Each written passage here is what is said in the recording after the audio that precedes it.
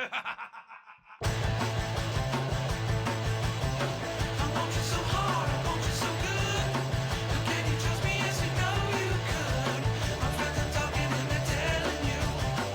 your time, cause the boy's bad news.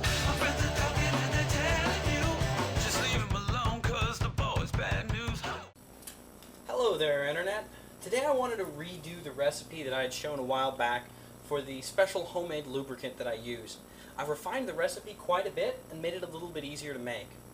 So to show you the ingredients that we're going to be using today, right here we've got about 1 rounded tablespoon of J-lube powder.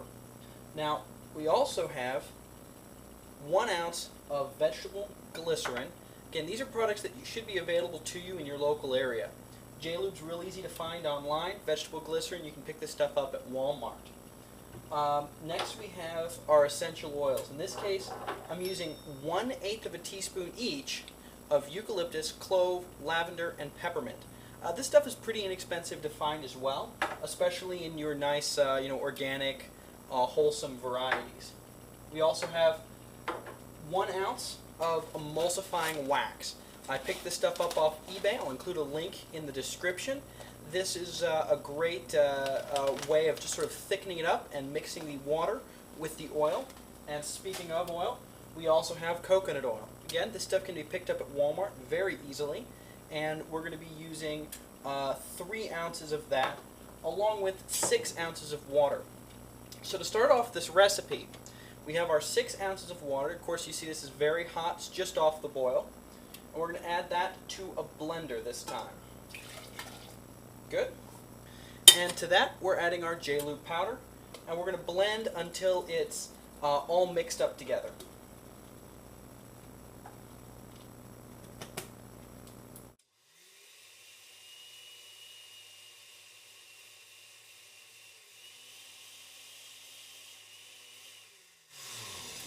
Once you see that it's really good and foamy, it's typically going to be holding together pretty well. Now, to this, because this stuff is still very hot, we're going to add our emulsifying wax. This way, it's going to all melt in together and make a good mix for us. Again, that's so far that's 6 ounces of water with 1 tablespoon of J-lube powder, rounded tablespoon of J-lube powder, and 1 ounce of the emulsifying wax.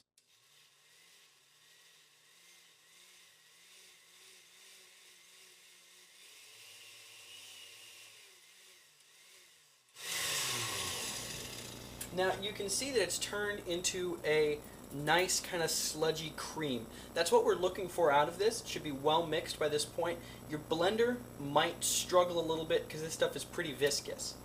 Now, in order to keep it from getting too viscous, this is where we're going to add the coconut oil. And along with that, we are going to go ahead and we're going to add our essential oils as well.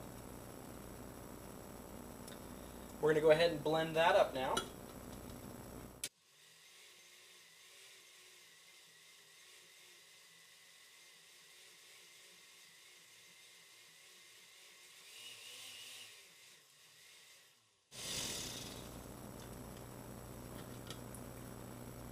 Now, as you can see, it's gotten quite a bit runnier. We still have quite a few air bubbles in there, which isn't bad, because of course that stuff's going to come out when we cool it. Next, we're going to add 1 ounce of vegetable glycerin. Now, I've been asked why I add this, and truth be told is I don't have a good answer. I'm basing this new version of my recipe off that for a skin lotion. I did make sure, and I've tested this stuff out thoroughly, it is body safe. I've had no problems with it. Of course, if you do have any known allergies to any of these ingredients, don't make it or modify the recipe to suit you, but 1 ounce of vegetable glycerin in there as well now.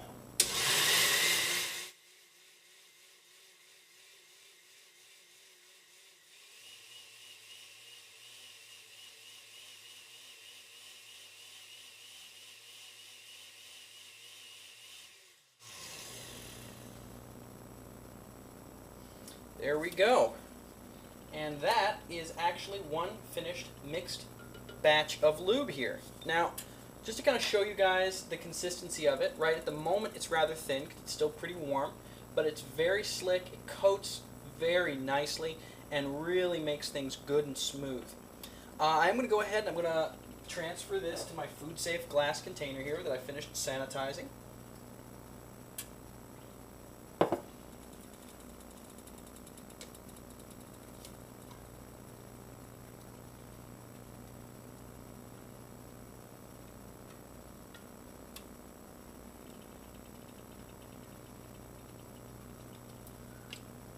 Just using a rubber spatula to kind of get the last of it out. Good. And excellent. From here, we're just going to wipe up the container, and I'm going to stick this in the fridge to cool down. Now you may get some condensation on the lid of the jar or any of the other places just because it is warm and it is cooling. If you're worried about condensation affecting your overall mix, you can let it kind of air out openly as long as your countertop and your area is clean. But from here, I'm just going to basically set the stuff up in the fridge to cool, and I'll film a short video after that to just simply show you the final outcome of the product. Alright everybody, so this is the lube about 6 hours after I finished making it. As you can see, it's really firm in texture because it's cold from the fridge. This stuff has a very creamy lotion-like feel. It's very thick, but as soon as it starts getting up to body temperature, it starts really getting very slick, slightly runny, but as you can see, it doesn't like drip off. It's not gonna splash everywhere, which is why I like this lube particularly, because it coats the area that you coat with it, but it doesn't drip out and make a mess everywhere. It's very good for that purpose. The fragrance is very good. This is the first time I used the clove oil, and it did actually work well scent-wise. And like I said, it's going to have that muscle relaxation properties.